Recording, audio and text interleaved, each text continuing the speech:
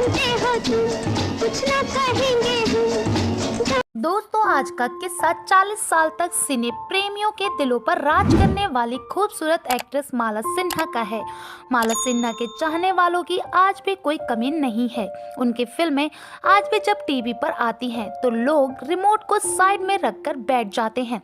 बहुत कम लोग जानते हैं कि माला सिन्हा एक्टिंग ही नहीं, सिंगिंग से भी लोगों को अपना दीवाना बना चुकी हैं। लेकिन आज के इस किस्से में हम आपको माला सिन्हा की फिल्मों से ही नहीं बल्कि उनकी वह कहानी बताएंगे जब उन्होंने अपने करियर के दौरान वेश्यावृत्ति का रास्ता अपनाया था।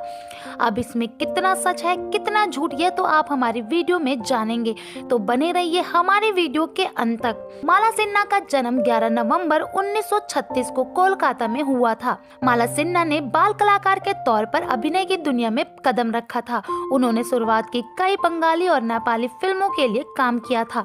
माला सिन्हा ने बतौर मुख्य अभिनेत्री हिंदी सिनेमा फिल्म बादशाह से अपने करियर की शुरुआत की थी। उन्होंने साल 1994 में आखिरी फिल्म जिद की थी।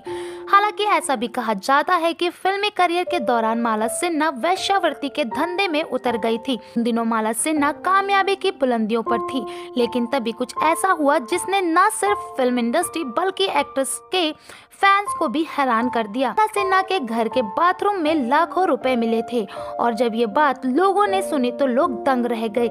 खूब नाम और पैसा कमाने वाली माला सिन्हा के बारे में कहा जाता है कि वो कंजूस महिला थी। फिल्मी गलियारों में तो यहाँ तक चर्चा होती थी कि नौकरों पर खर्च बचाने के लिए माला सिन्हा अपने घर में खुद ही सब काम किया करती थी।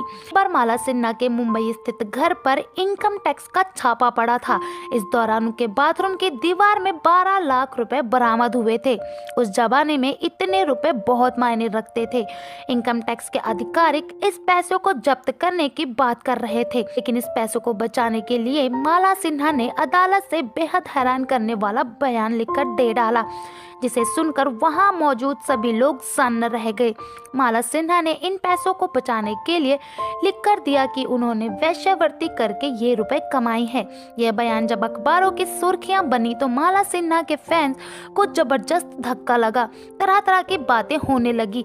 कुछ लोग इन्हें सच मान रहे थे तो कुछ लोग झूठ।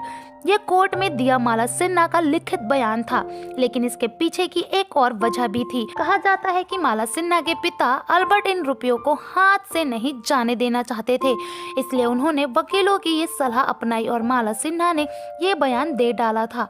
हालांकि इसके बाद माला सिन्हा को लोग गलत निगाह से देखने लगे थे। तो दोस्तों, आप क्या कहना चाहेंगे माला सिन्हा के इस किस्से को सुनने के बाद, जो वाकई फैंस के लिए काफी शॉकिंग था?